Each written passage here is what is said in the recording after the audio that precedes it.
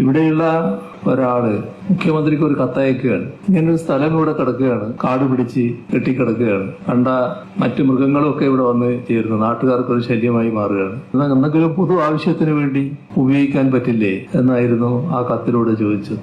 അങ്ങനെ ആലോചിച്ചപ്പോഴാണ് ഇത്തരത്തിലൊരു സ്ഥാപനം ഇവിടെ വന്നുകൂടെ എന്നതിനെ പറ്റിയുള്ള ആലോചനക്ക് തുടക്കം കുറിക്കുന്നത്. ആ കത്ത് എന്റെ ഓർമ്മയൊരു സ്ത്രീ അയച്ചു എന്നാണ്. സുജാത നല്ലൊരു കൃഷി സ്ഥലവും പിന്നെ പശുക്കളെയൊക്കെ മേയ്ക്കുന്ന അങ്ങനെ ഒരു സ്ഥലമായിരുന്നു. അപ്പൊ പിന്നെ പെട്ടെന്നാണ് പോലീസ് വന്നിട്ട് പറയുന്നത് ഇതിനൊന്നും ഉപയോഗിക്കാൻ പറ്റൂല, ഇത് പോലീസിന്റെ സ്ഥലമാണ് എന്ന് പറഞ്ഞു. പിന്നെ ഇത് കാട് മൂടി കിടക്കാൻ തുടങ്ങി. അപ്പൊ ഞാൻ വെറുതെ വീട്ടിൽ നിന്ന് എന്റെ മിസ്റ്ററോട് പറഞ്ഞു, നമുക്ക് ഒരു കത്ത് എഴുതി നോക്കിയാലോ, ഒന്ന് വിളിച്ചാലോ. ഒന്നും രണ്ടും മൂന്നും പ്രാവശ്യം ഒന്നും എടുത്തിട്ടില്ല. അവസാനം ഇനി ഞാൻ ഒരിക്കലും കൂടി, എനിക്ക് ഭയങ്കര നിരാശ, ഒന്നും കൂടി വിളിക്കാൻ, എന്നിട്ട് ഞാൻ നിർത്തുന്നു പറഞ്ഞു. കറക്റ്റ് രണ്ടാമത്തെ റിങ്ങിൽ തന്നെ ഫോൺ എടുത്തു. അപ്പൊ സംഭവം എന്തെല്ലാം ചോദിച്ചു. ഞാനെല്ലാം വളരെ കൃത്യമായിട്ട് ഇതേപോലെ കുറെ സമയം തന്നെ സംസാരിച്ചതിന് അതിന്റെ ഒരു വീഡിയോയും ഫോട്ടോയും എല്ലാം ഒന്ന് അയച്ചതാന്ന് പറഞ്ഞു.